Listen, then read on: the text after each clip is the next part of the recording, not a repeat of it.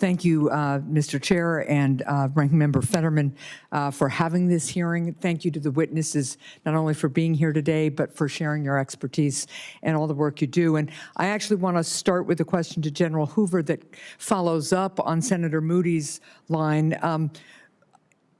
The federal government has taken some important steps to improve its ability to counter drones in prohibited airspace, such as sporting events. However, as Senator Moody points out, there are still capability gaps as well as issues with legal authorities that can prevent many state and local law enforcement agencies from mitigating drone threats without federal assistance. So, General, how are the 2028 Olympics approaching the drone threat, and is there adequate cooperation and resource allocation between federal and local law enforcement to effectively protect the games from this threat?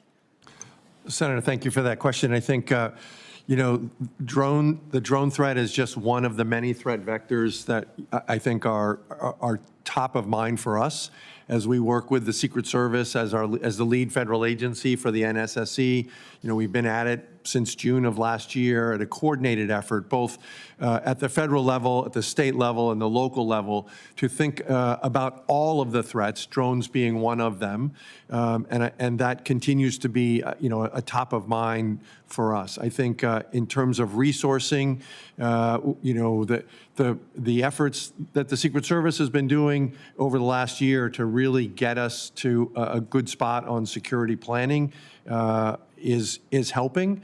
I think there are certainly gaps that have been pointed out already in terms of counter drone. I think we can detect drones, and critical infrastructure owners and operators in large sporting events and locations can certainly detect drones. And I think, you know, Congress and the administration is working hard to close the gap to then identify counter drone. Like, what do we do once we find it? And that is, I think, the greater challenge. And who is the authority and what's the coordination like? Yes, and to broaden the question a little bit, in your written testimony, you discussed the need for coordination across local jurisdictions, state agencies, and federal agencies. You've just talked about that now as we prepare for the 2028 Olympics.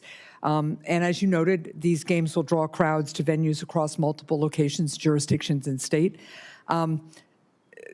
A previous edition of this subcommittee held a hearing in 2023 about lessons learned from the Boston Marathon bombing. I was governor of New Hampshire at that time. The New England states coordinated very closely in the response to that. And one of the things that our witnesses in that hearing really talked about, and this was the former chief of police in Boston, federal agent in charge, and others, was the fact that because the marathon's a yearly event, our state, local, and federal law enforcement entities had a real history at that point of working together really closely. And they had a level of trust.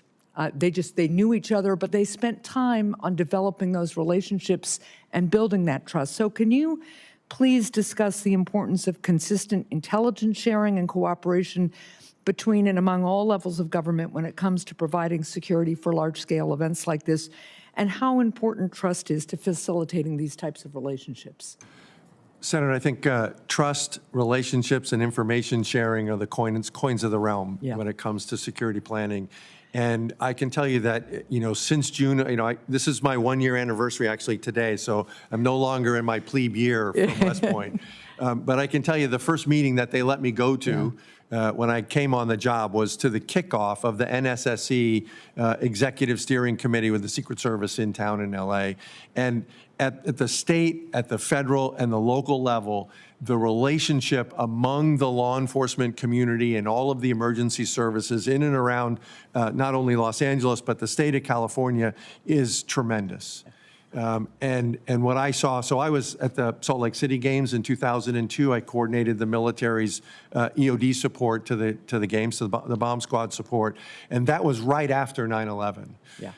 And we all came together. And to your point, you know, the marathons happen all the time. Olympics don't happen all the time, and certainly the world's biggest Olympic events that we will host hasn't happened. And so that relationship building and the trust is really critical, and I can tell you it is very strong from my perspective. Well, I'm glad to hear that. And with a little indulgence, Mr. Chair, I have one more question for Dr. Ligon.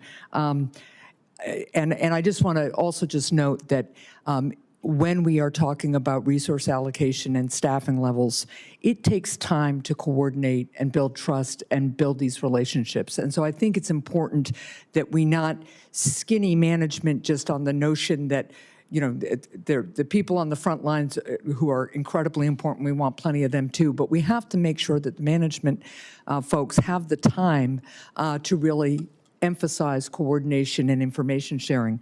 My question to Dr. Ligon is that in your written testimony, you discussed how Iran's Islamic Revolutionary Guard Corps networks are waging war against high-value targets in the West. And you also noted that these Iranian networks have encouraged terrorist plots and criminal activities in the U.S. In fact, Iran has turned to criminals in an attempt to assassinate the president and to target a critic of the Iranian regime who was exercising their free speech rights here in the United States. So can you please discuss the threat posed by foreign nations who direct terrorism and acts of violence in the United States? And I also will just note for the committee that Senator Ernst and I have a bipartisan bill called the Deterrence Act, which would strengthen penalties for criminals who commit violence in the U.S. on behalf of foreign governments. So can you just, I'm way over time, but briefly comment on that threat? Senator, thank you for that question, and thank you for your work on this issue. Honestly, the reason we put this in there was because we have a host of state and federal charges where Iran has indeed sponsored U.S. persons to be able to carry out these attacks. They want to embarrass us. They want retribution for the death of Soleimani, one of their commanders. They have been actively trying to do this for years since that has occurred. The Olympics offers and the World Cup offer this world stage to embarrass the United States. And so it is just intoxicating to them to think about doing it on that venue. The second piece, though, I'd want to bring up are the tremendous cyber capabilities of Iran. So if you saw what happened before the Paris Olympics specifically, almost 200 unattributed cyber attacks were happening on the day of, the days leading up to. And so when I think about the coordination of a cyber attack combined with a physical attack, the most likely actor is going to be that state sponsor of Iran, and the amount of chaos that would sow and distrust that would sow in our government. So we have to prepare for that and plan for that because that actor is coming. Thank you. Thank you very much.